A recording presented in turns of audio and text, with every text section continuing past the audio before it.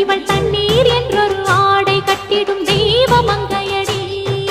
தையம் தீயம் தக்கு தீயம் தக்கு தையம் தீயம் தக்கு தீயம் தக்கு தையம் தீயம் தக்கு தீயம் தக்கு தையம் தீயம் தக்கு